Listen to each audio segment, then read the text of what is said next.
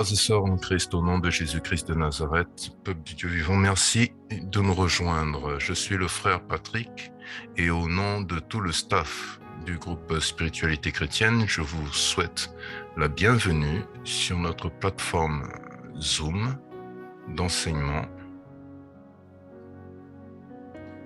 hebdomadaire.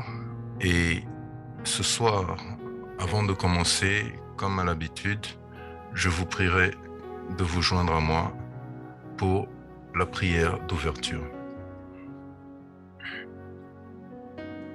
Au nom de Jésus-Christ de Nazareth éternel, Dieu d'Abraham, d'Isaac et de Jacob, nous te sommes reconnaissants pour ce moment que tu rends disponible pour tous tes frères à travers le monde qui nous suivent et aussi pour ceux qui sont connectés en ce moment, qui ont pris de leur temps, de leur disponibilité, de leurs ressources pour pouvoir nous rejoindre sur cette plateforme afin de pouvoir profiter de notre participation à l'œuvre merveilleuse que tu as commencée à travers ce groupe et ton serviteur, le professeur Particio, ainsi que toute la gloire que tu répands à travers tes enseignements, ta puissance, tes témoignages et ta présence dans la vie de tous ces gens. Nous te sommes reconnaissants pour ce moment. Après une semaine, tu nous réunis encore ensemble maintenant et nous sommes là à l'heure de la nourriture spirituelle pour pouvoir nous abreuver à ta parole et aux révélations ainsi que à toute la connaissance que tu infuses à travers tous tes serviteurs ici présents qui aspirent à te servir et à proclamer ta gloire dans leur vie. Nous te sommes reconnaissants pour l'amour, la paix, la joie, le soutien, la protection.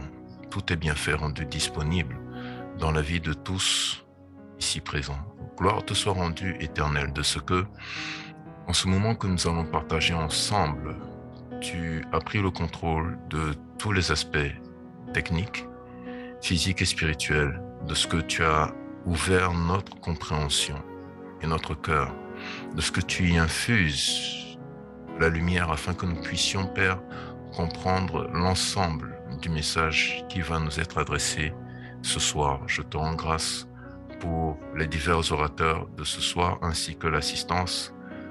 Pour tout ceci, au nom de Jésus-Christ de Nazareth, Seigneur des Seigneurs, Roi des Rois, notre seul Seigneur et Sauveur. Amen. Professeur Patricio, bonsoir. Frère Jasper, bonsoir.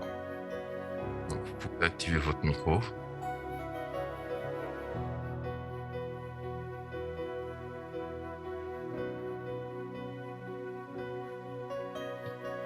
Donc, rebonsoir à vous. Alors, professeur Patricio, pour ce soir, donc nous avons la joie d'avoir un orateur de plus pour le thème de ce soir qui est la lumière du monde. Donc, je vous laisse nous introduire et l'introduire et prendre la parole, donc s'il vous plaît. Oui, bonjour à tous. Le frère Jasper est l'un des membres du staff Spiritualité chrétienne. Ça fait actuellement déjà 4 ans plus qu'il est avec nous. Et aujourd'hui, c'est lui qui va nous donner le partage de la parole pour aujourd'hui. D'accord. Nous rendons grâce à Dieu. Frère Jasper, bonsoir. Merci d'être parmi nous. Alors, avant que vous nous conduisiez dans la parole, s'il vous plaît, si vous pouvez succinctement vous présenter, s'il vous plaît. Oui, merci, Frère Patrick. Merci encore, professeur Patricio Jésus. Je suis très heureux de faire partir les frères spiritualité chrétienne qui ont un travail si grand, travailler pour amener des âmes à Jésus. Ce n'est pas un travail facile, car c'est un travail qui a beaucoup de difficultés. Dans le précieux nom de Jésus-Christ, je vous salue, mes bien-aimés. Que la paix de Dieu, qui surpasse toute intelligence, vous bénisse. Amen. Et tout d'abord, je suis pasteur Jesper Faton. Je vis aux États-Unis, plus précisément du sud de la Floride, des États de la Floride.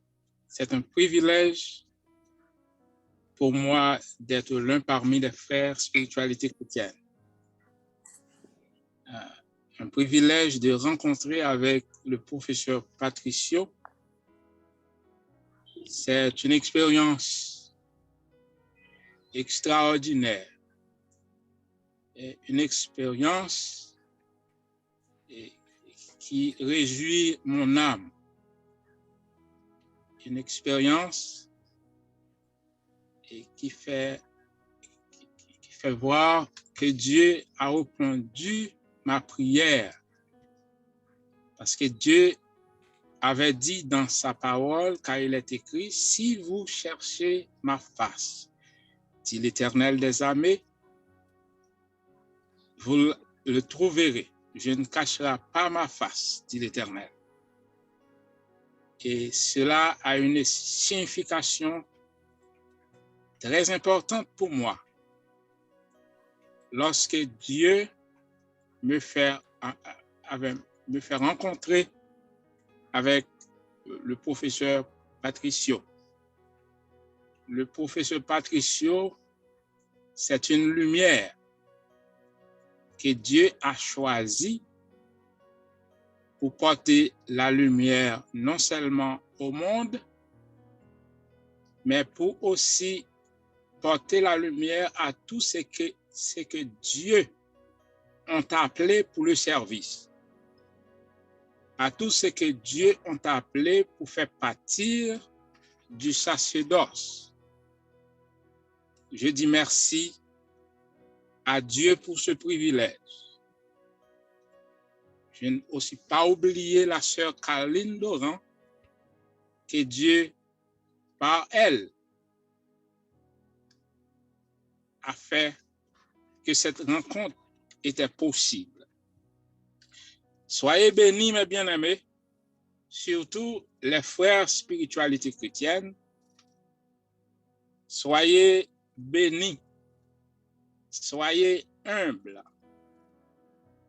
et travaillez avec crainte et tremblement afin que vous serez récompensés par Dieu pour ce travail. Car comme j'avais dit tout à l'heure, il n'est pas facile, mais avec le concours du Saint-Esprit, le plus grand professeur, avec ce concours-là, le travail serait possible. Ce soir, nous allons parler et présenter notre Seigneur Jésus-Christ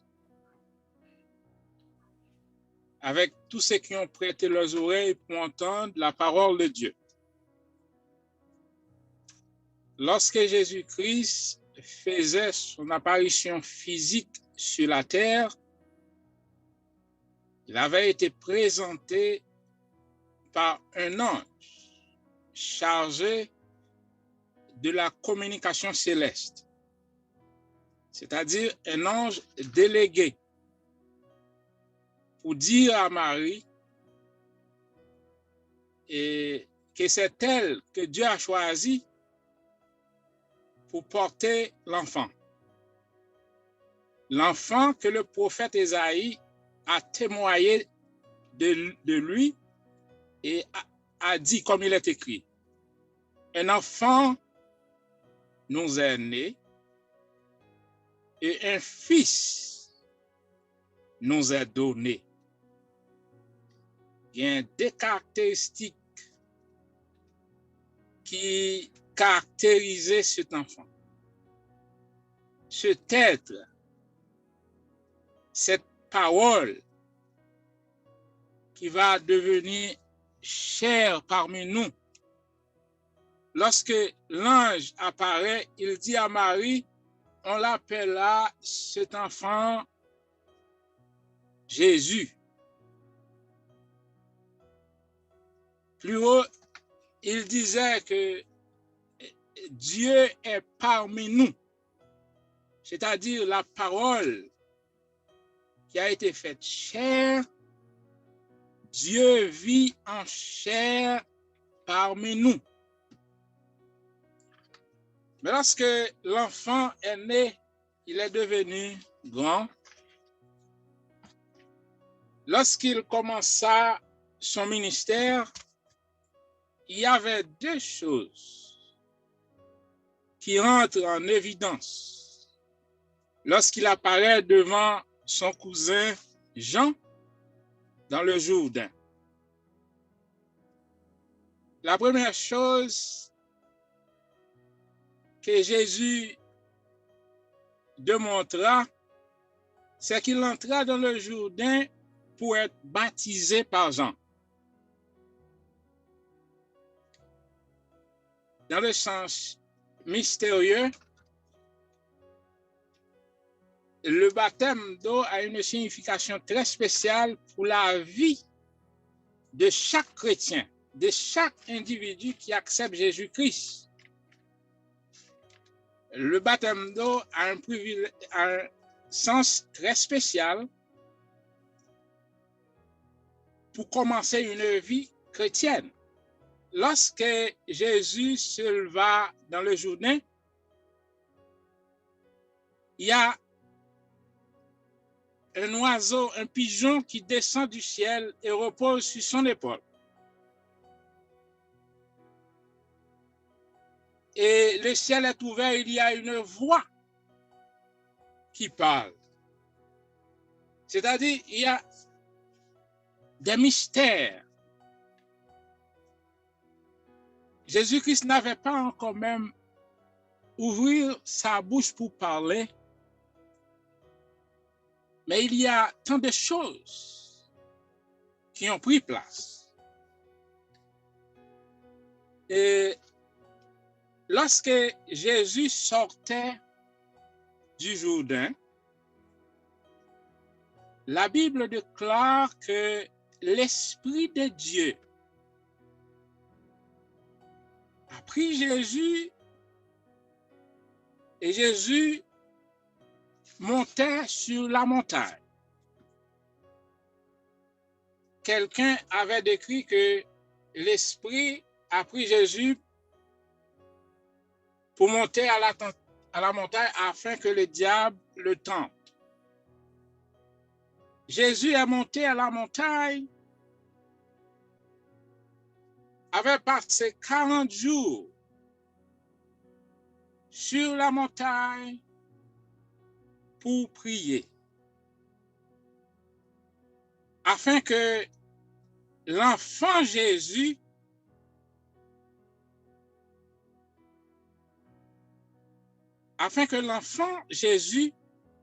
soit testé. Parce que Dieu n'a jamais choisi un Messie. Dieu n'a jamais choisi une personne pour son ministère après avoir choisi pour que ce soit cette personne-là n'avait pas été testée. Pour voir un or, si l'or est réellement l'or, il faut que cet or passe par le feu. Jésus avait testé. Après ces 40 jours, Jésus avait faim. Et lorsque Jésus avait faim, le diable maintenant s'est présenté. Nous pouvons remarquer que pendant ces 40 jours, le diable n'avait pas fait son apparition. Mais c'est après la prière, après ces 40 jours, la Bible dit que Jésus avait faim. Nous pouvons remarquer que Satan, pour entrer dans la vie de quelqu'un, ou bien pour entrer dans la vie d'un chrétien, il faut qu'il y avait des besoins naturels.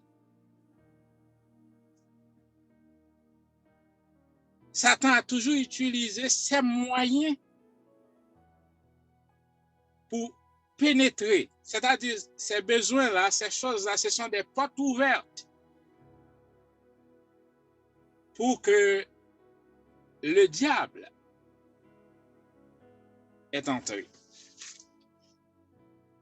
Après que Jésus-Christ sortait et après que Jésus-Christ sortait sur la montagne,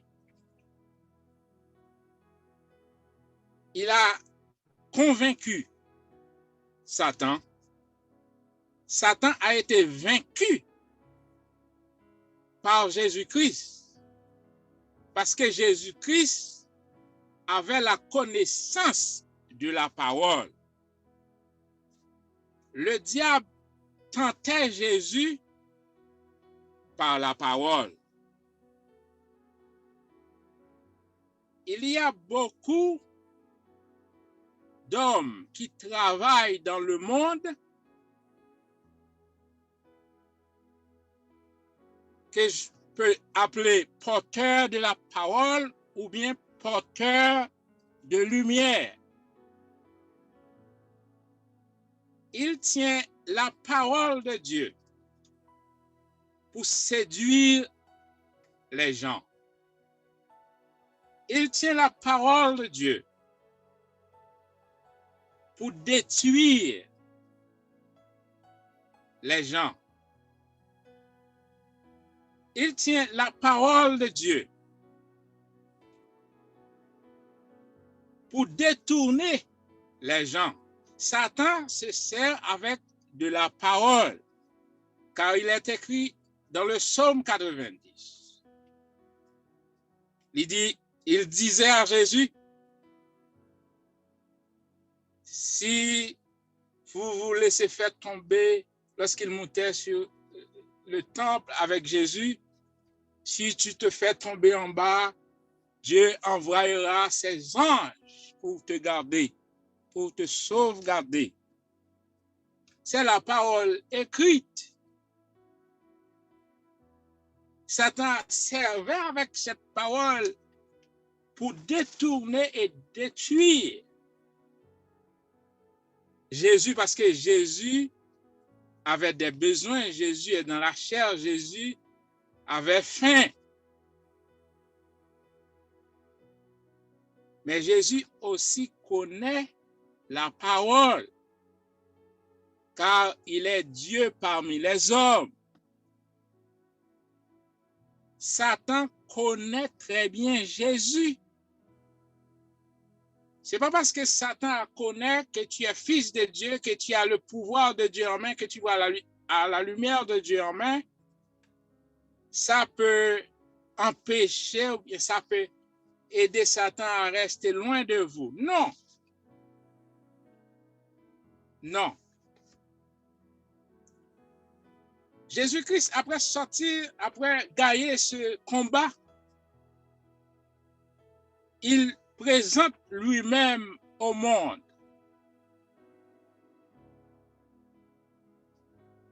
Il dit, car sa parole est écrite, je suis la lumière du monde. Je suis la lumière du monde.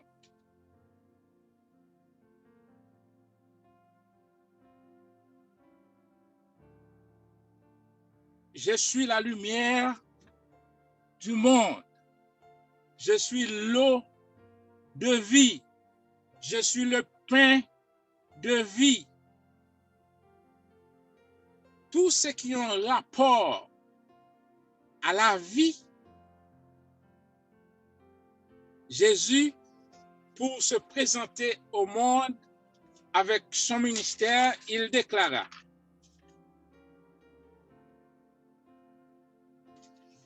dans Jean chapitre 8, verset 12,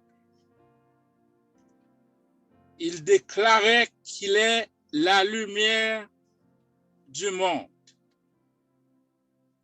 Aujourd'hui, nous allons parler concernant cette caractéristique que Jésus lui avait démontrée dans ses 33 ans et demi sur terre, qu'il est la lumière du monde.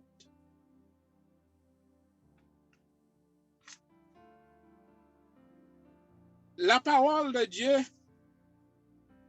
c'est comme un guide ou un GPS capable de vous conduire dans une destination. Aussi que la lumière, il peut conduire à une destination. La parole de Dieu, la parole écrite de Dieu, capable de nous guider, de nous donner la lumière sur ce qui est droit, sur ce qui ne sont pas droits, sur ce qui est mauvais, sur ce qui ne sont pas mauvais. La parole de Dieu, si vous avez seulement les Écritures, si tu connais seulement les Écritures, comme quelqu'un qui allait dans les grandes écoles théologiques, qui avait un master degré, un doctorat en théologie, qui étudiait et lisait beaucoup de livres, ils connaissent la parole. Ils connaissent toutes les paroles de Jésus-Christ. Tous les versets de la Bible. Si vous l'avez posé une question en une seconde, il vous dirige vers où cette écriture est écrite dans la Bible. Ils sont très versés dans la lettre. Ce type de connaissance seulement sans la spiritualité, c'est-à-dire sans l'aide du Saint-Esprit, sans le baptême du Saint-Esprit, ils ne valent rien. Car il est écrit, les Écritures passent, la connaissance passe. Les Écritures, sans l'amplification du Saint-Esprit, est presque nulle. Parce que Satan aussi connaît les Écritures. Lucifer, lorsqu'il était créé, il était créé comme porteur de la lumière. C'est ça Lucifer. Lucifer était porteur de lumière. Mais Lucifer n'est pas la lumière.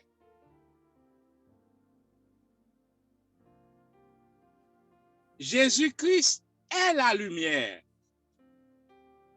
Dieu est la source de lumière. Dieu ne sert pas dans les ténèbres. C'est pourquoi dans Genèse chapitre 1er, pour que Dieu commence par créer, parce que la terre était informe, vide, remplie de ténèbres à la surface de toute la terre.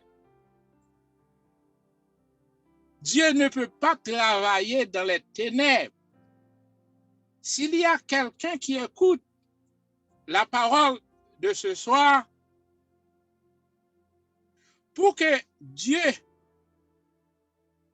t'utilise, même si vous êtes dans l'église, vous avez de la persévérance, tu chantes très bien, tu lises, et vous lisez votre Bible, tu connais les versets, mais si ta vie est remplie de ténèbres, Dieu ne peut pas vous utiliser parce que Dieu ne travaille pas dans les ténèbres. Dans Genèse 1er, il est écrit que avant que Dieu créa le premier jour, il disait que la lumière soit et la lumière fut. Pendant que la lumière fut, il appela le jour et la lumière le jour et les ténèbres la nuit. Et il aussi créa d'autres lumières qu'il s'appelle les grands lumineux et les petits luminaires. Il a créé le soleil comme les grands lumineux, que cette lumière est différente de la lumière de la lune. C'est pourquoi les méchants, ils travaillent dans les ténèbres. Bibliquement, dans le mystère de Dieu, les ténèbres signifient l'ignorance. Dieu ne travaille pas avec les ignorants. Dans le livre Apocalypse, lorsque l'ange apparaît à Jean, il disait à Jean d'écouter. À tout homme que Dieu va utiliser, il faut que le sens de votre entendement travaille. Il faut apprendre à écouter la voix de Dieu. Car si vous saviez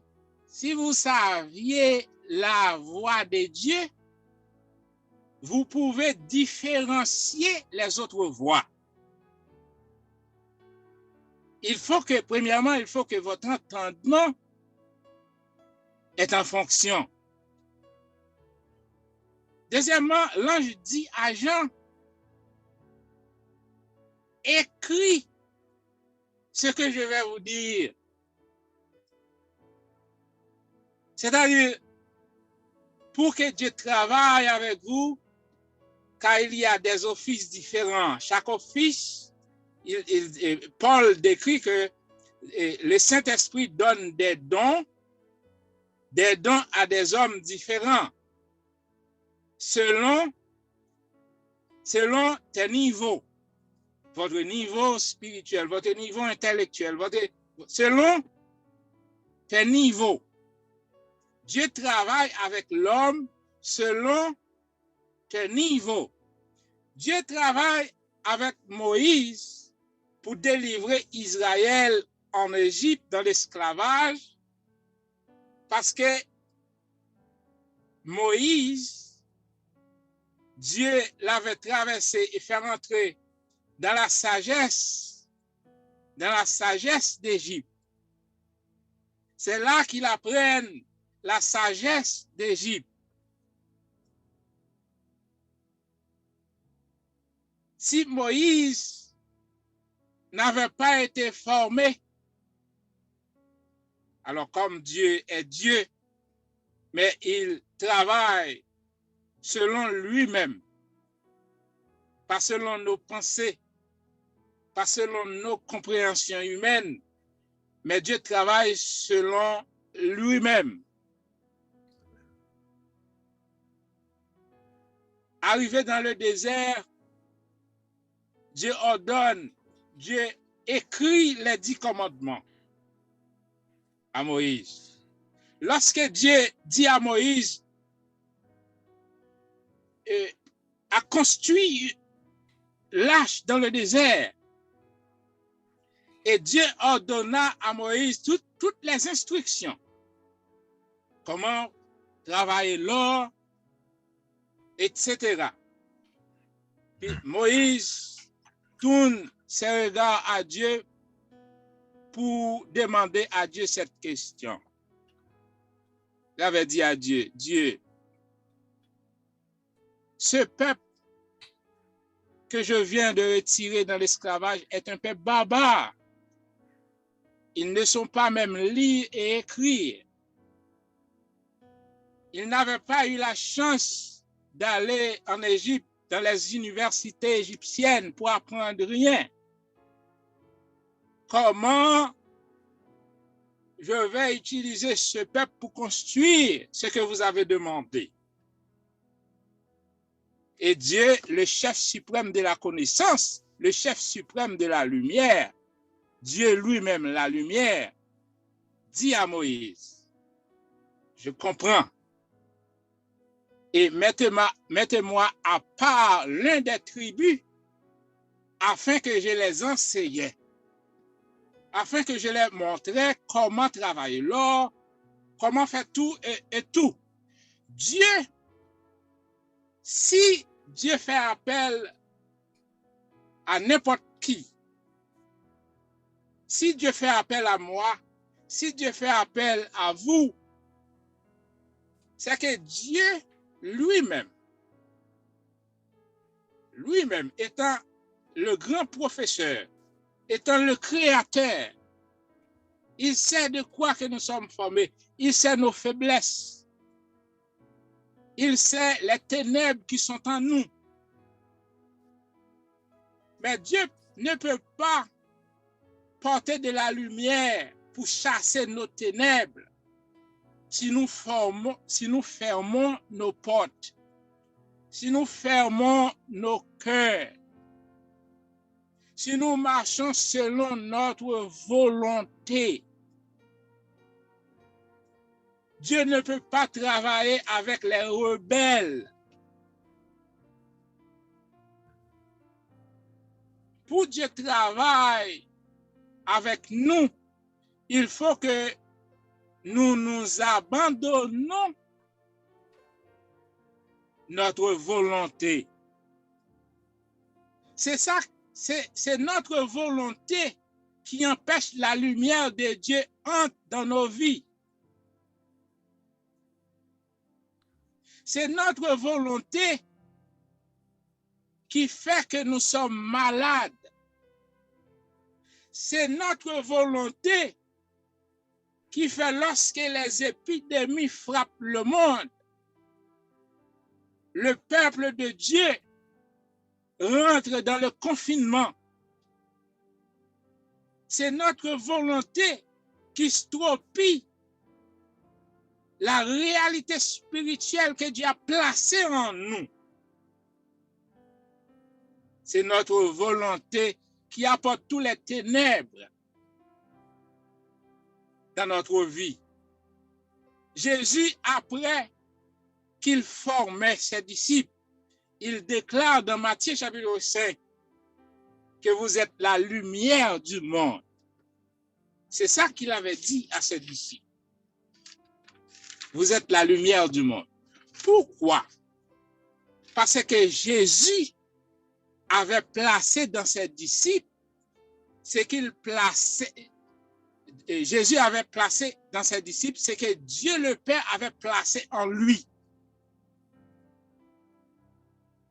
Le vrai maître, le vrai leader, s'il travaille avec un disciple, il travaille de manière à ce que ce disciple devienne comme lui. Je suis content, encore une fois, de rencontrer le professeur Patricio. Si je parle aujourd'hui, après l'appel que Dieu m'avait, après cet appel, c'est à lui que Dieu m'avait dirigé pour nettoyer mes yeux spirituels, pour me faire voir dans le monde spirituel, pour que le Saint-Esprit prenne place dans ma vie et apporte cette lumière. Il y a beaucoup de choses, après l'avoir rencontré, que Jésus avait fait dans ma vie.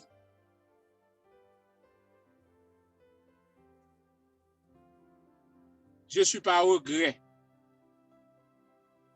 pour cet homme. Jésus a des hommes sur la terre qui marchent dans un corps humain, mais qui travaillent pour Dieu. Frères, sœurs qui écoutent, si vous avez des problèmes spirituels,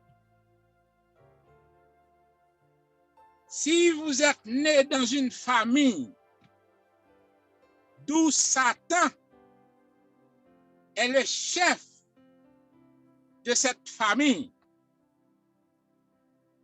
si vous détournez de cet environnement et cherchez la face de Dieu, Dieu lui-même va vous diriger à des serviteurs qu'il a sur la terre, qui marchent dans un corps humain, mais qui travaillent pour Dieu. Ce n'est pas tout homme qui parle dans le nom de Jésus, qui travaille pour Jésus.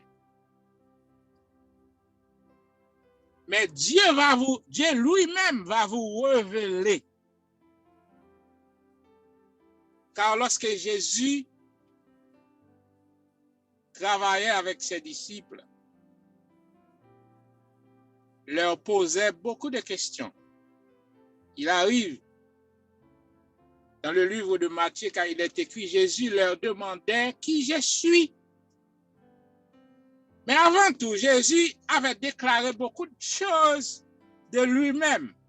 Il avait révélé beaucoup de choses concernant sa vie sur terre. Avant tout, il dit qu'il est la lumière du monde. Moi, le Fils de l'homme que Dieu a envoyé dans la chair. Il posait cette question et beaucoup ont dit, ah, vous êtes l'un des prophètes, vous êtes Jérémie, vous êtes Jean-Baptiste. Ces réponses sont des réponses qui sont écrites dans la loi. Car dans Malachie, il déclarait que il va y avoir un homme qui a l'esprit. Il va y avoir l'esprit du prophète. L'esprit du prophète Jérémie, c'est le fait que lorsque Jésus posait cette question, les uns ont répondu que vous êtes l'un des prophètes, vous êtes Jérémie. Mais lorsqu'il tournait vers ses disciples qu'il avait formés, ses disciples, il disait, et vous, qui dites-vous que je suis? Moi, le Fils de l'homme. Et l'un de ses disciples répondait, vous êtes le Christ, le Fils du Dieu vivant. Et Jésus a dit, Pierre, c'est pas vous, c'est-à-dire c'est pas la chair. La chair peut définir comme étant les responsabilités que quelqu'un avait prises pour lui former dans ce monde. Lorsque vous allez dans vos universités, lorsque vous vous rendez toi-même comme un avocat, un docteur, un ingénieur ou quelconque, vous êtes fier de vous-même parce que vous avez en toi une lumière que personne d'autre n'a. Jésus avait dit à Pierre, c'est pas toi, Pierre, c'est pas la chair qui t'a fait répondre cette question, mais c'est plutôt mon Père qui est dans les cieux, qui t'a révélé cela. En un mot, c'est une révélation venant du ciel. C'est-à-dire, pour faire partie de ce sacerdoce, il faut avoir une révélation. Et Jésus avait déclaré que personne ne peut venir à lui si son Père ne l'attire. Pour venir à Jésus, il faut avoir une attirance spirituelle, une attirance de son Père. Il faut que le Père vous attire. C'est-à-dire entrer dans le cabinet de Christ. Ça dépend de son Père. Cela dépend de son Père. Car la lumière, c'est la connaissance. Je dis que les ténèbres, c'est l'ignorance. Dieu ne travaille pas dans l'ignorance, ni avec les ignorances. Dieu travaille dans la lumière. La connaissance. Il apporte la connaissance aux tribus qui va travailler et construire l'arche dans le désert. C'est lui, Dieu lui-même, qui a fait ça. Si je parle aujourd'hui, c'est parce que Dieu m'avait pris loin. Quand je dis loin, de loin. Dans la poussière. Je n'étais rien. Mais Dieu commence à travailler avec moi pendant que je cherchais. J'avais une envie de connaître la parole, de connaître Dieu.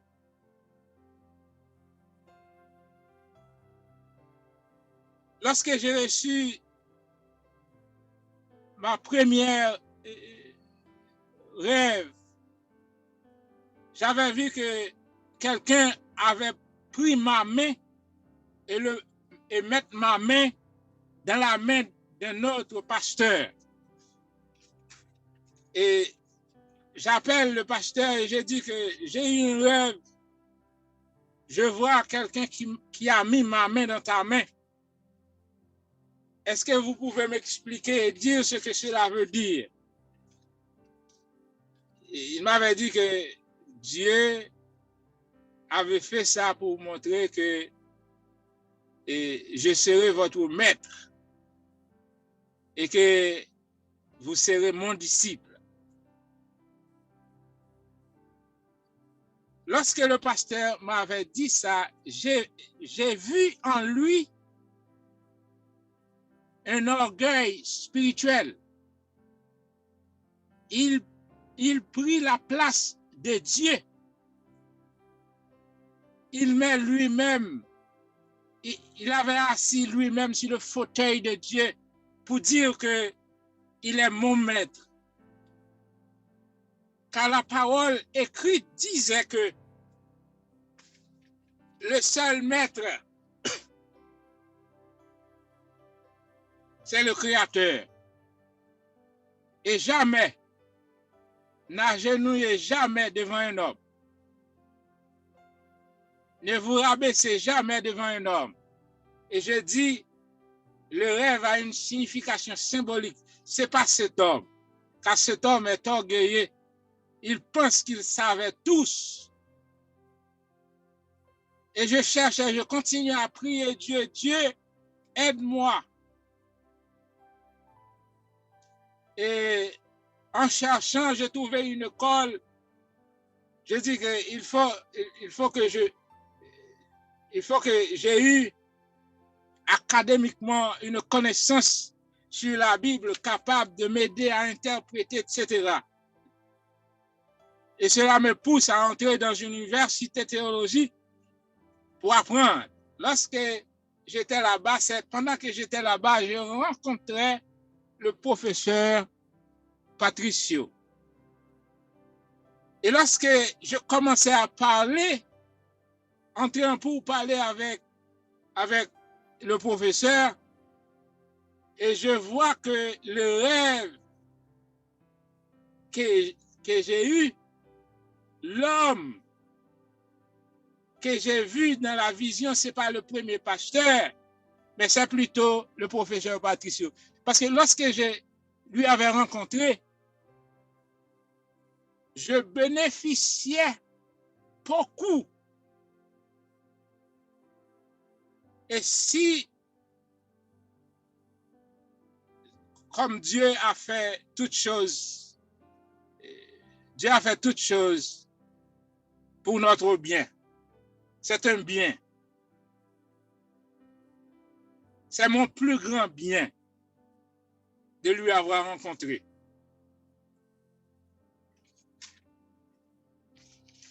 Dieu, Jésus-Christ disait qu'il est la lumière du monde. Mais dans Jean chapitre 17, après avoir prié pour les disciples, Jésus a fait une déclaration. Jésus disait à ses disciples qu'il va les laisser, qu'il va retourner au ciel. Il va les laisser. Quelque part, il est écrit, Jésus disait, pendant que je suis dans le monde, je suis la lumière du monde. Pendant que je suis dans le monde, je suis la lumière du monde. Maintenant, Jésus va partir. Jésus va laisser le monde physiquement. C'est pourquoi avant de laisser le monde, il déclare dans Matthieu chapitre 5 à ses disciples, il dit, maintenant, vous êtes la lumière du monde. Cela est très important. Jésus, la lumière, ses disciples est aussi la lumière. Il ne disait pas que vous êtes porteur de lumière. Il n'avait pas dit à ses disciples que vous avez en vous la lumière. Mais il disait à ses disciples que vous êtes la lumière du monde. Ce que Jésus est, il fait de ses disciples ce qu'il est. C'est-à-dire tous les caractères, tout ce qui caractérise Jésus-Christ, il les a placés au cœur des apôtres. Il fait de ses disciples ce qu'il est. Maintenant, ses disciples deviennent la lumière. Par exemple, il y a la lumière, il y a différents types de lumière. Comme dans Genèse 1er, il parle des grands lumineux, il parle des petits lumineux. Des grandes lumières, des petites lumières. Il y a des lumières, si je perdais quelque chose dans une chambre noire, avec cette petite lumière, il est difficile. Il va être si difficile de trouver ce que j'avais perdu. Mais il y a des lumières si éclairantes, lorsque cette lumière est tournée, facilement je vais trouver ce que j'avais perdu. Il y a beaucoup de gens qui souffraient pas mal de maladies, pas mal des aveuglements, parce que avec qui ils sont rentrés en pourparlers n'avaient pas la lumière nécessaire pour les éclairer. Il y a beaucoup de gens qui prêchaient la parole de Dieu, mais qui n'ont pas les grandes lumières en eux. C'est-à-dire qu'ils ne sont pas des lumières. Ils sont porteurs de la lumière.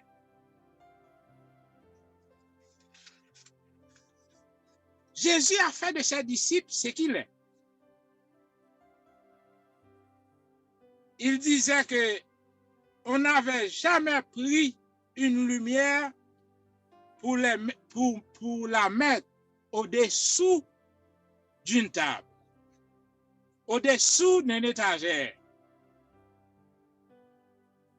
Mais il dit, on prit de la lumière et on met cette lumière sur l'étagère. Une lumière allumée sur une montagne ne peut pas être cachée. C'est ça Jésus avait dit, avait déclaré. Une lumière qui est allumée et placée au-dessus d'une étagère ne peut être cachée. Lorsqu'on est devenu lumière, dans votre environnement, il n'existe pas de ténèbres. C'est-à-dire que vous avez la capacité de détruire tout autour de vous les ténèbres. Quand vous êtes devenu lumière, vous êtes devenu utile à la communauté. Vous êtes devenu utile au monde. Dans le monde intellectuel,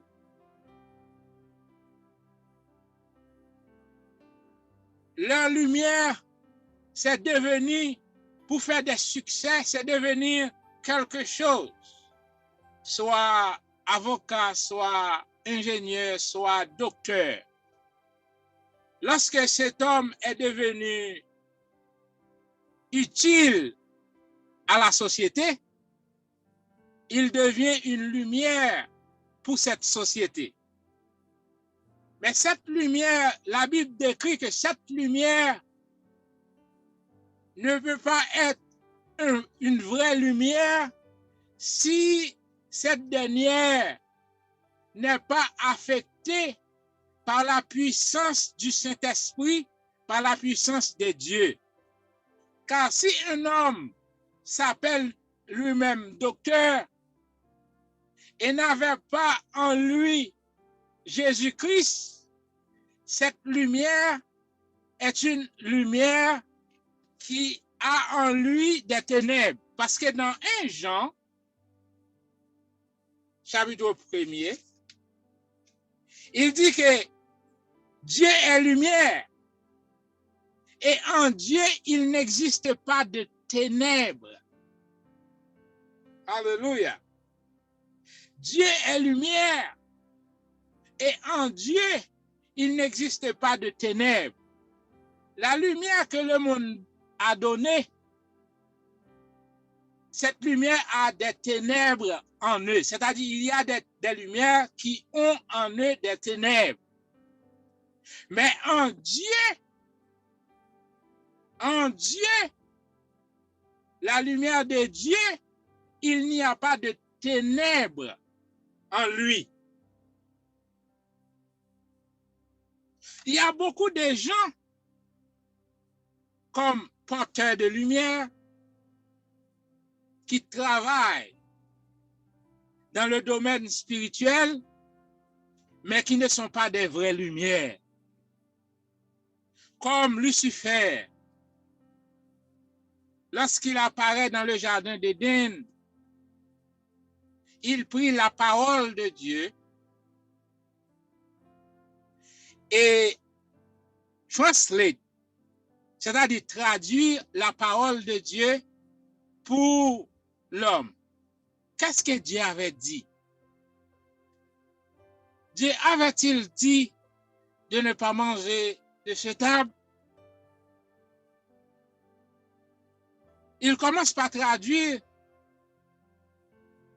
Il dit, vous ne mourrez pas. C'est-à-dire, tout homme qui prenne la parole de Dieu et traduire la parole de Dieu sans la révélation de Dieu, cette personne-là est une lumière, il est vrai, Mais il y a en cette personne des ténèbres, car cette vérité traduite ne sera pas conduit à la vie éternelle. Il sera conduit en enfer. Parce qu'après avoir reçu cette tradition de la part de Lucifer, Dieu avait chassé Adam et Ève dans sa présence. Dieu avait chassé Adam dans le jardin d'Éden. Parce qu'il agenouillait. Parce qu'il accepte une autre voie. Quand Dieu parle, les choses prennent place. Quand Dieu parle à la terre, il dit que la terre produise des arbres. La terre produise des arbres. Et Dieu dit car cela était bon. Tout ce que Dieu avait fait est bon.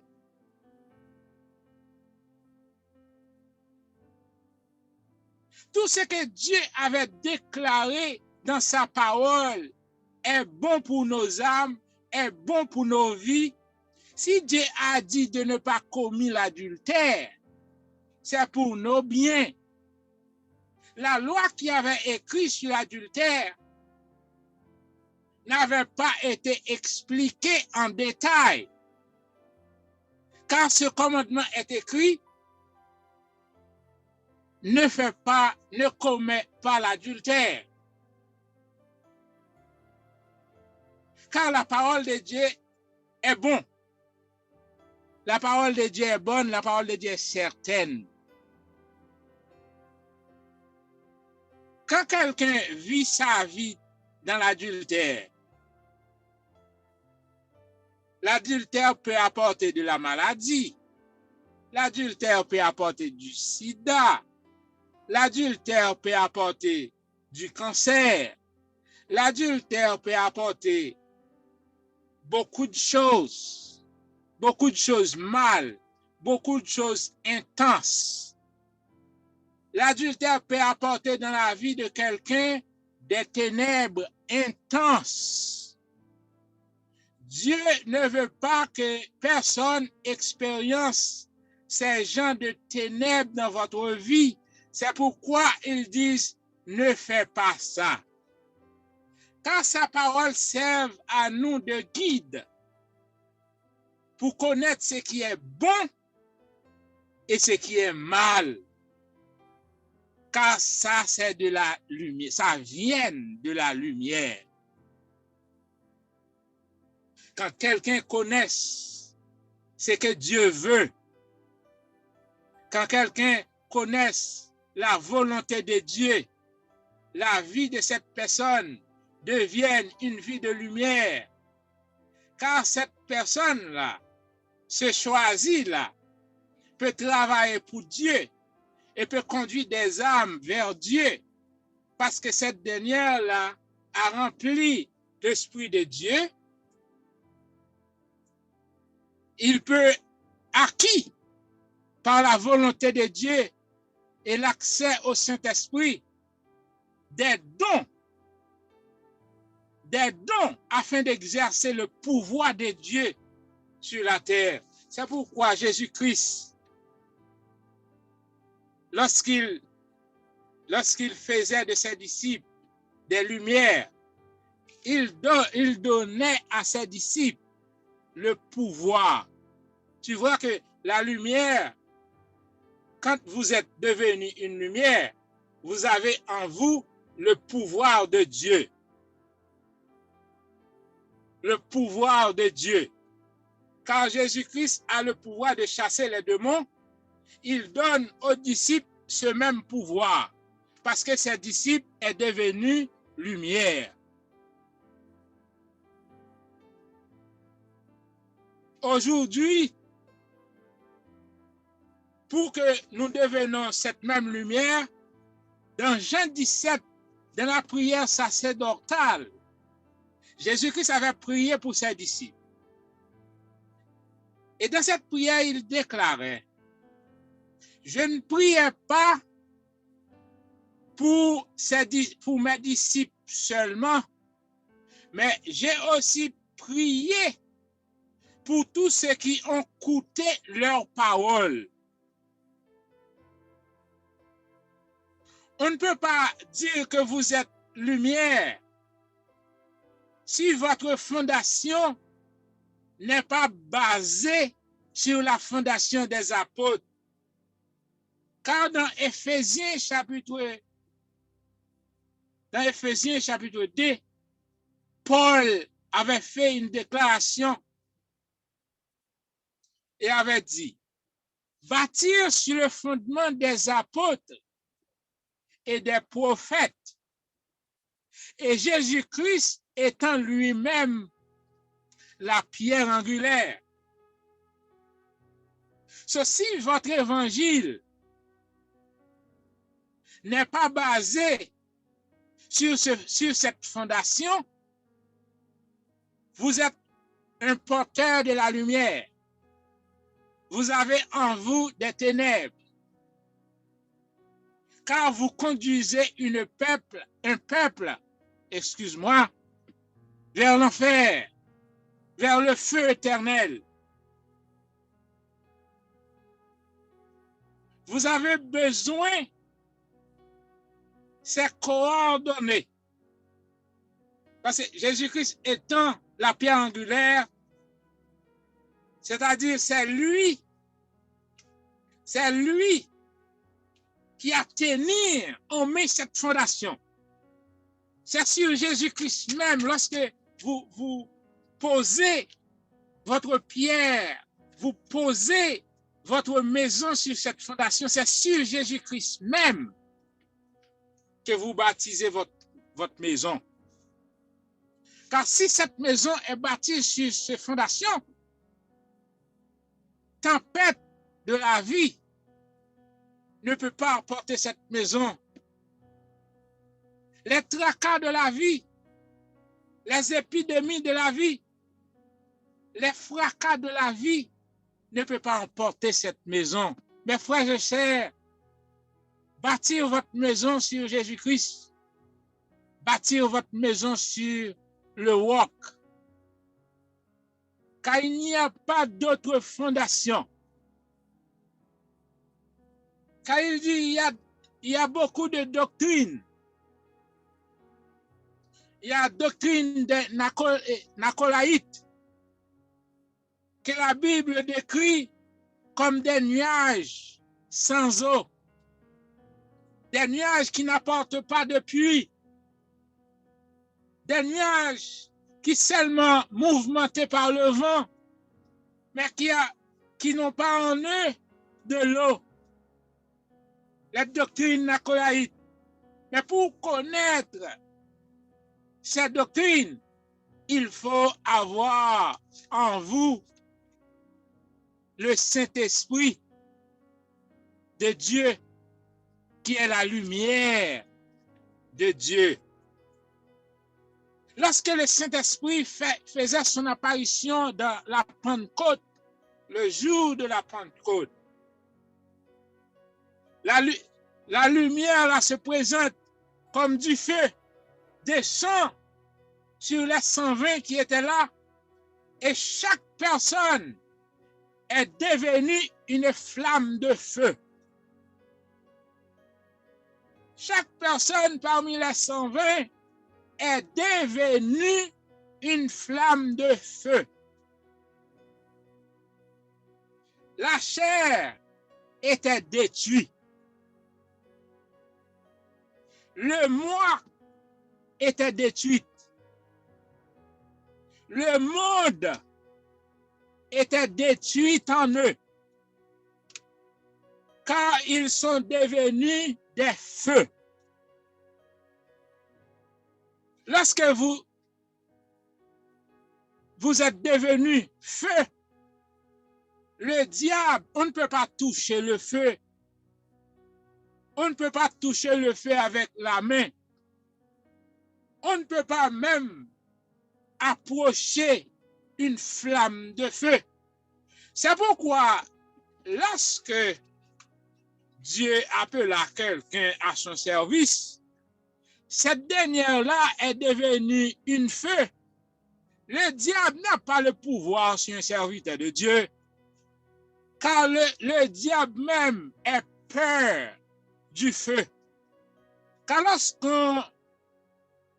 lorsqu'on fait appel au nom de Jésus, le diable tremble. Et lorsqu'un serviteur de Dieu fait apparition quelque part, il chasse le diable. C'est pas toi, naturellement ou bien dans la chair, qui chasse le diable. C'est le feu que vous êtes. C'est le feu que vous êtes devenu lorsque vous avez reçu le Saint-Esprit. C'est ce que Satan a peur de vous. C'est le feu de Dieu. Et lorsque ce feu est descendu en toi, vous êtes devenu feu. C'est-à-dire que vous êtes devenu une lumière. Dans votre quartier où vous êtes habité, si vous dites que vous êtes un chrétien, mais vous devez être une lumière dans ce quartier. Lorsque quelqu'un est effrayé, est minimisé, est tombé dans les ténèbres, cette dernière-là va vous consulter parce que vous avez en vous quelque chose qui fait de vous indifférent, qui fait de vous une autre personne. Parce que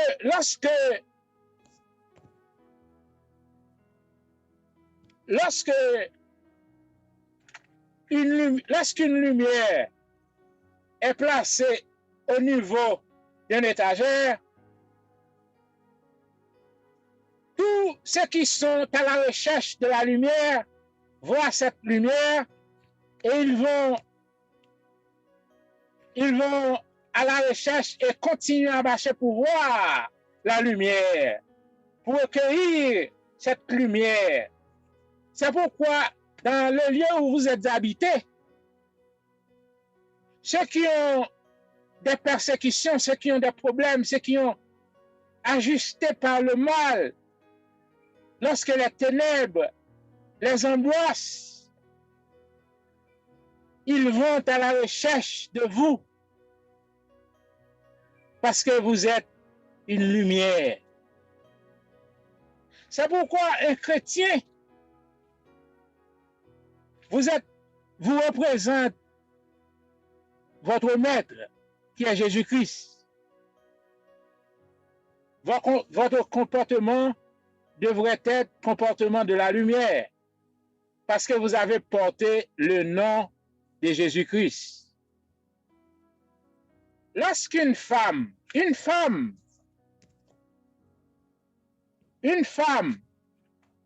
pour vandaliser le nom d'un homme, il faut que cette femme se marie avec l'homme. Si cette femme n'est pas mariée avec cet homme, cette femme-là ne peut pas scandaliser le nom de cet homme. La Bible déclare, Paul déclare au peuple de Dieu, il disait que je te marie avec Christ. Je vous ai fiancé avec Christ. C'est-à-dire, tout chrétien porte le nom de Jésus.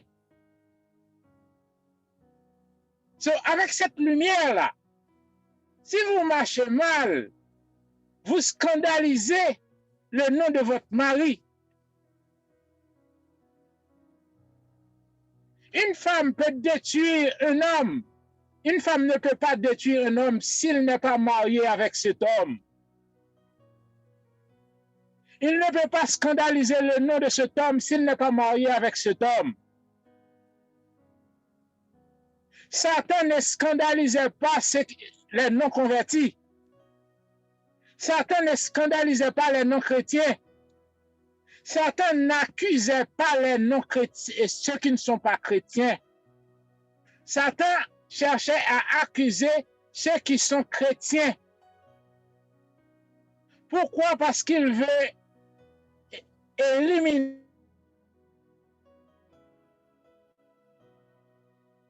là avait porté.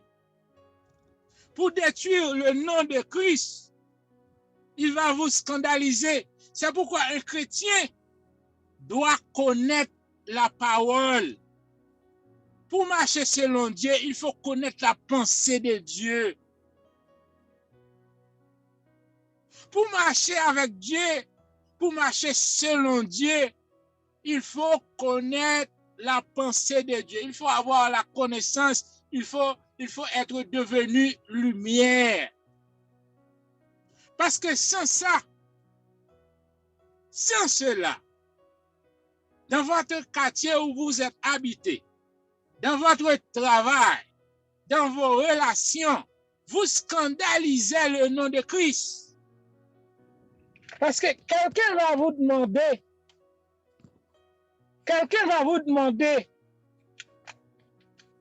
frère, tu allais à l'église chaque jour, tu es habillé pas comme nous. Mais comment ta vie peut être si misérable? Qui est ton Dieu? Qui est ce Jésus-là que vous servez? C'est-à-dire que lorsque votre vie n'est pas en accord avec la parole de Dieu, n'est pas en accord avec Christ, vous vivez une vie misérable et c'est cette vie misérable qui va vous aider à scandaliser le nom de votre mari qui est Jésus-Christ. Il faut prêter attention à toi là qui disent que vous êtes un chrétien. Vous devez porter attention à votre conduite. Vous devez porter attention à votre activité quotidienne. Vous devez porter attention à votre environnement. Parce que quelque chose que vous faites peut scandaliser le nom de Christ. Et lorsque le nom de Christ est scandalisé, vous n'avez pas aucune défense. C'est pourquoi il y a beaucoup de malades, des hommes remplis des esprits démoniaques, même au sein de l'Église. Ce frère-là a 20 ans l'Église, mais il est rempli de démons. En passant, laisse-moi te donner un petit témoignage. Et le professeur m'avait aidé beaucoup à apprendre, à entrer en maturité spirituelle. Et c'est cette maturité-là qui m'aide à rester debout aujourd'hui. Pendant que je suis au travail du ministère, je travaille, mais tout ce travail-là que j'avais fait est presque nul parce que je travaille dans la chair. Je pensais que je travaille pour Dieu. Ma vie est chargée de problèmes familiales, problèmes de mariage et de tout. J'apporte sur mon épaule beaucoup de fardeaux. Et je priais, je fais cette prière. Après avoir étudié la parole de Dieu, la nature de lumière de Jésus, et je dis à Dieu, puisque vous faites de tes disciples des lumières, et lorsqu'on est devenu lumière, la première chose que la lumière fait, c'est de vous faire, vous-même là qui recevez la lumière, de reconnaître toi-même. Quelqu'un ne peut pas confesser ses péchés si la lumière de Dieu ne lui pénètre pas. Et si tes péchés ne sont pas confessés, vous ne seriez pas délivré, car la délivrance vient après la confession. Quelqu'un avait dit, je dois rester au pied de Jésus pour instruire. À l'exemple de la croix, lorsque Jésus crucifié sur la croix, il y a deux voleurs, l'un à sa gauche, l'autre à sa droite. Mais le gauche avait déclaré, avait parlé mal contre Jésus et disait à Jésus de lui délivrer, de nous délivrer sur la croix. Et l'autre à sa droite, après avoir entendu tous les mots, tous les mal qu'on lui avait fait Jésus, et Jésus prononçait à son Père, Père, pardonne-leur, parce qu'ils ne savent ce qu'ils font. La honte droite a vu en Jésus la profondeur de l'amour. Il voit, ses yeux est ouvert et il voit en Jésus un amour qui surpasse l'amour des hommes. Après cette réflexion, après avoir entendu ce que Jésus avait déclaré, cet homme avait pris conscience. C'est-à-dire, il faut que votre entendement travaille pour entendre la parole de Dieu.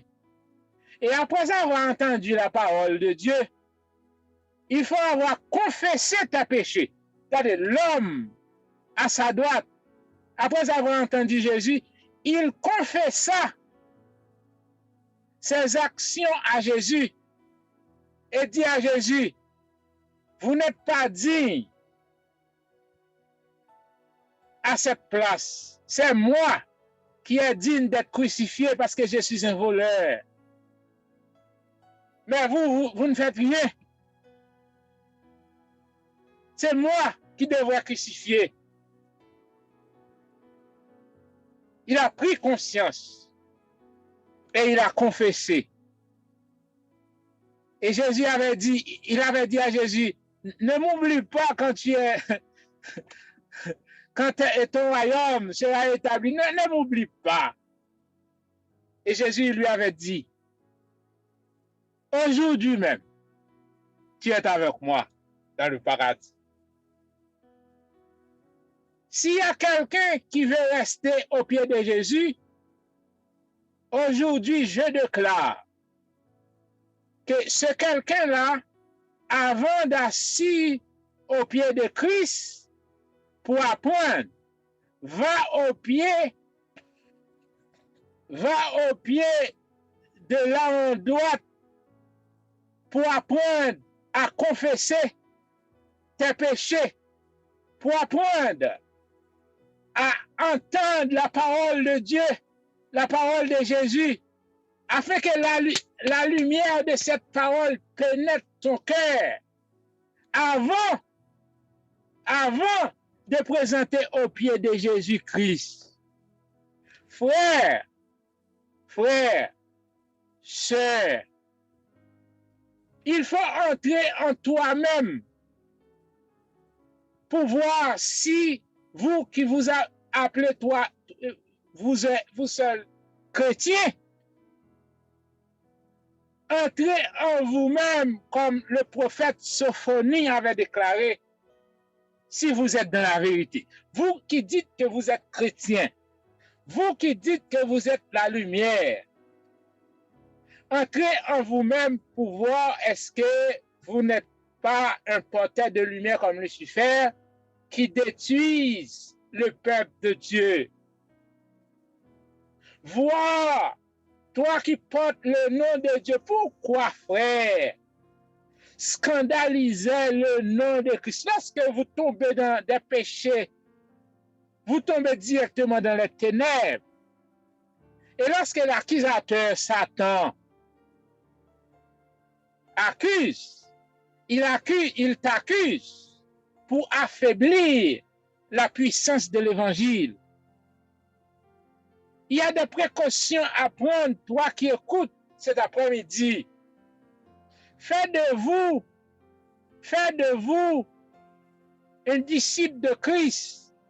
Restez au pied de Jésus. Entendre la parole de Dieu. Prendre conscience. Détourne-toi du mal. Détourne-toi des ténèbres. Fais face à la lumière afin que Dieu t'éclairera.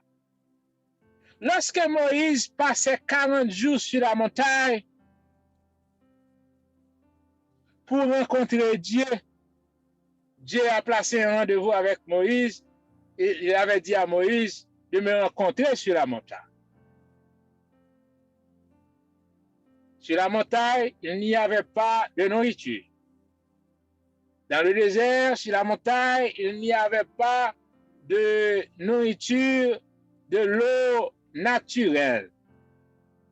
Et si Moïse avait porté de l'eau, il a porté de l'eau pour lui aider pour passer son soif pendant une journée. Mais cette rencontre durait 40 jours. Le peuple qui restait disait, nous ne savons pas ce que ce Moïse-là est devenu. Allons-nous faire créer notre propre Dieu? Le sentiment d'Égyptien est encore là. La lumière de Dieu ne pénètre pas encore leur cœur. Frère, ouvre tes portes, ouvre ton cœur, afin que la lumière de Dieu, la parole de Dieu, le Saint-Esprit entre et habite en vous. Lorsque Moïse descendait la montagne, le visage de Moïse est devenu une lumière, car la présence de Dieu lui éclairait. Lorsque Moïse descendait, personne ne peut pas regarder le visage de Moïse. Parce que la gloire de Dieu lui avait été couvrie. Personne ne peut pas lui regarder. Pour Moïse parler avec le peuple, Moïse doit couvrir son visage avec une nappe, couvrir son visage pour parler. Frère, lorsque vous restez dans la présence de Dieu, vous êtes devenu une lumière. Le diable, l'adversaire ne peut pas vous regarder. L'adversaire, lorsqu'il te voit, lorsque vous restez dans la présence de Dieu, lorsque l'adversaire va te rencontrer, il ne peut pas te regarder. C'est ce pouvoir-là. Lorsque vous faites face à un démon, le démon ne peut pas vous résister parce que la lumière de Dieu, vous êtes devenu une lumière sobriante.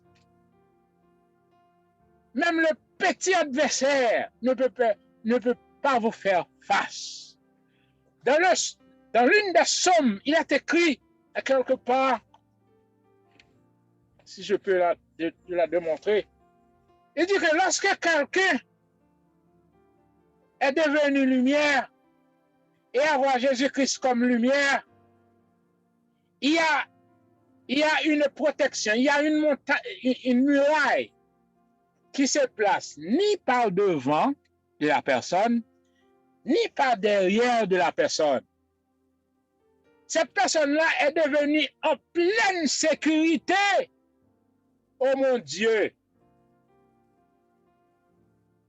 La sécurité de Dieu est pour ceux qu'il choisissent, est pour ceux qui portent son nom, est pour ceux qui acceptent à détruire sa propre volonté pour faire la volonté de Dieu.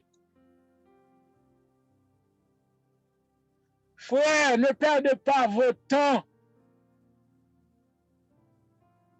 Apprendre à investir votre temps dans la présence de Dieu. Car c'est cette place-là. Si vous restez dans cette place-là, vous aurez à bénéficier ce que personne, car Jésus avait dit dans l'Hébreu, les prophètes avant nous, ils sont des hommes comme nous. Ils vivaient dans la même chair que nous vivions. Seulement, ils avaient en eux le Saint-Esprit, l'Esprit de Dieu.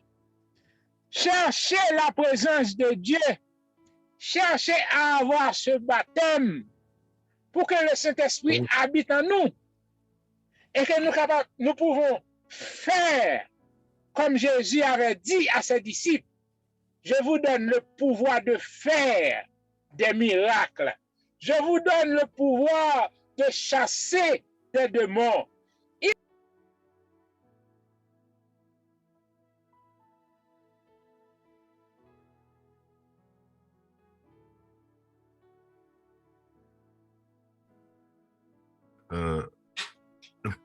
Le pasteur est déconnecté. Okay. Oui, nous allons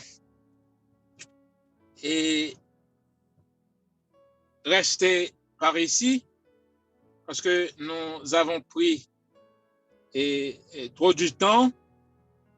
Et alors, on va, excuse-moi, et je dois laisser quand même un pourcentage de temps afin que le professeur, notre frère Patrick, et pouvoir continuer et faire ce que nous devons faire. Je vous laisser avec ce principe spirituel.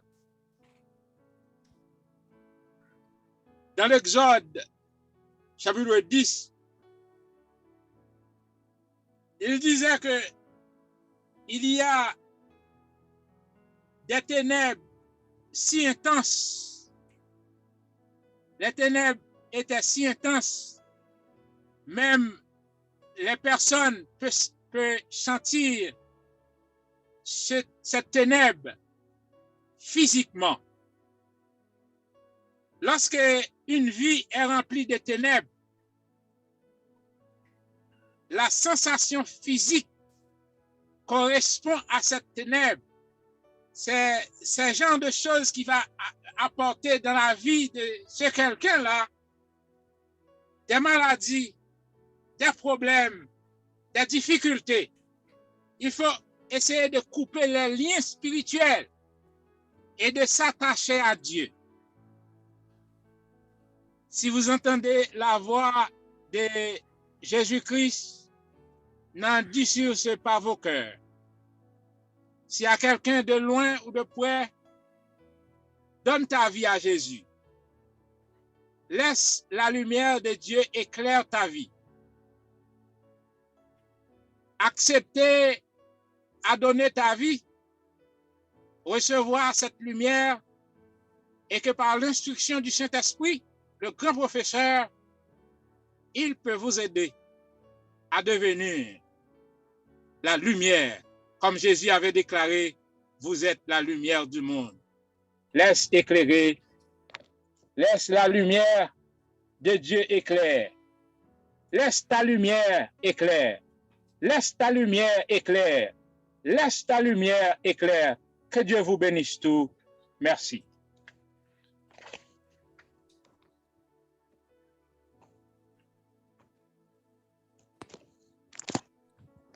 Merci beaucoup, pasteur. Dieu vous bénisse. Merci. Professeur, vous avez la parole, s'il vous plaît. Oui, merci beaucoup, pasteur, j'espère, pour ces partages riches des enseignements des bases qui nous semblons ignorer des fois. Mais pourtant, c'est ce qui fait la réalité de notre positionnement, en fait. Donc, ces genres d'enseignements, nous les classons dans les positionnements spirituels. Parce que tout va de départ, comme le pasteur d'ailleurs l'a su le dire. Nous ne sommes pas des porteurs de lumière, mais nous sommes la lumière. Parce qu'il y a une différence entre porter la lumière. Celui qui porte la lumière peut porter les ténèbres en même temps. Mais celui qui est lui-même la lumière, où est-ce qu'il pourrait porter les ténèbres en elle? Donc c'est là où ça fait notre grande différence. Et c'était vraiment très bien que le pasteur, j'espère, puisse nous le rappeler aujourd'hui. Je pense que nous allons tous mettre dans notre tête, datant de ce soir, cette qualité d'ailleurs qui est la qualité du Christ lui-même qui nous semble la lumière. Et si nous pourrons mettre ça dans notre tête, c'est déjà une grande partie du combat que nous gagnons. Parce que juste, la spiritualité va de pair avec l'état de conscience. Ce que vous acceptez, ce que vous visualisez en vous-même comme étant une partie de vous-même, c'est ce qui reflète votre réalité spirituelle. Et c'est ce qui est normalement détecté par les esprits. Et alors, aujourd'hui, c'est par grande raison que l'Éternel a dû nous les rappeler, que nous sommes la lumière. Nous ne sommes pas porteurs de lumière comme Lucifer, qui en avait porté à Adam et Ève, mais qui au départ, quand Dieu était venu, Dieu avait jugé cette lumière-là inutile. Il avait dit que ce n'était pas suffisant. Il les avait chassés parce que la lumière de Dieu, parce que quand Dieu venait dans les jardins d'Éden, il faudrait les reconnaître que Dieu venait en forme d'une lumière. Et la petite lumière qu'eux, ils étaient obligés de se cacher. Or, au départ, avant que l'homme, Adam et Ève puissent porter une autre lumière, ils étaient en mesure de supporter cette lumière de Dieu qui venait vers eux. Mais comme ils ont porté maintenant une lumière qui avait les ténèbres en elle, et c'est cette partie des ténèbres qui leur rappelait qu'ils étaient nus.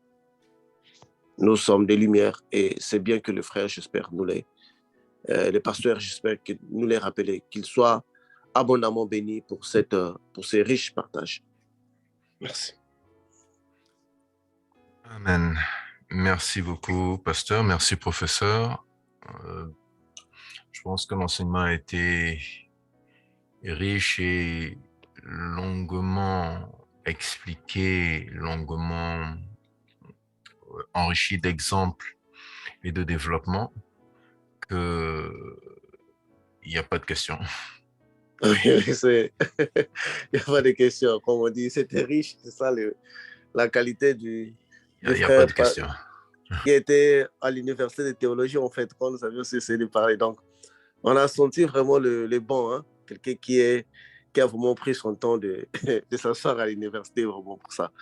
Merci beaucoup. S'il n'y a pas de questions, j'aimerais juste informer à la grande audience que le groupe Spiritualité chrétienne n'est pas occupé juste par un seul pasteur, mais nous sommes nombreux comme étant des serviteurs de Dieu. Et en vue de lancer les activités dans des différents coins, tous nos pasteurs vont commencer à s'exprimer. Il y aura des dimanches avec l'intervalle d'un samedi que je couvre, l'autre samedi, c'est pris par un autre pasteur.